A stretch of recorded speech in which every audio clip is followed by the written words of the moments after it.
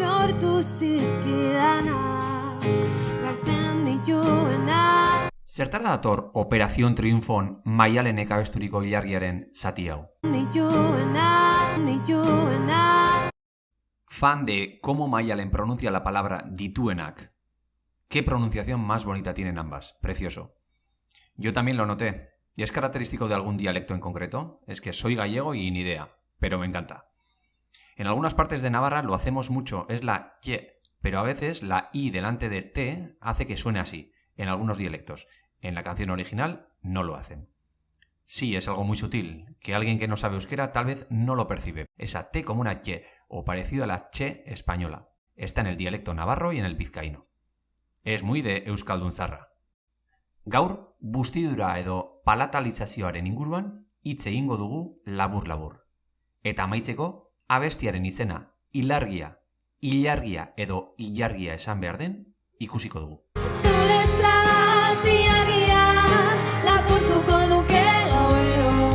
Gizapedia.irusta.io webgunearen arabera, fonologian, bustidurak, palatalizazioak edo sabaikaritzeak hitz bateko hots batek ondoko hots batean eragiten duen aldaketak dira.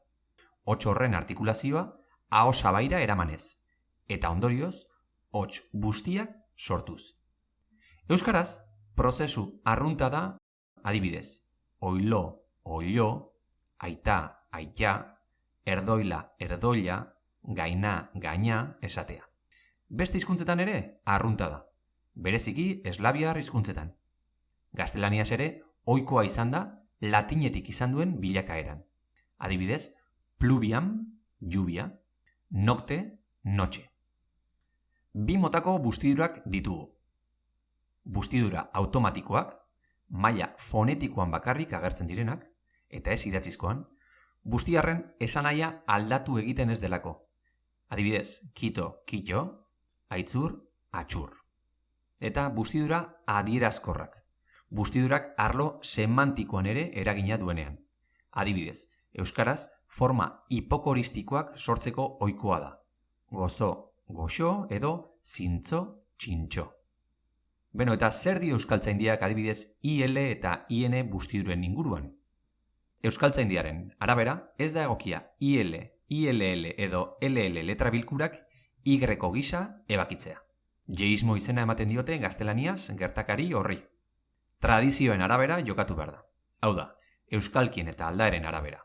Bustidura egiten dutenek, eile, eine ahoskatuko dute, eta bustidura egiten ez dutenek, IL, IN, bustidurarik gabea ahoskatuko dute. Beraz, ahoskera zainduan, hauek dira arauak. Mila, mila edo mila. Inoiz ez, mila. Mailu, mailu edo mailu. Inoiz ez, mailu. Bila, bila edo bila. Inoiz ez, bila. Gerrilla, beti esango dugu, gerrilla. Inoiz ez, gerrilla. Oilo, esan dezakegu, oilo edo oilo. Inoiz ez, oio.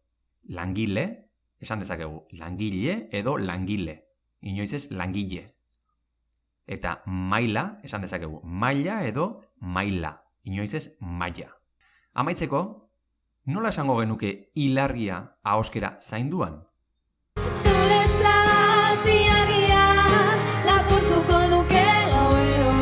Ikusi dugunez, bi eratara esan dezakegu. Ilargia edo ilargia, baina inoiz ez ilargia. Besterik ez, bideoa gustoko izan baduzu, eman like bat, arpidetu eta elkar banatu. Ondo izan eta agur!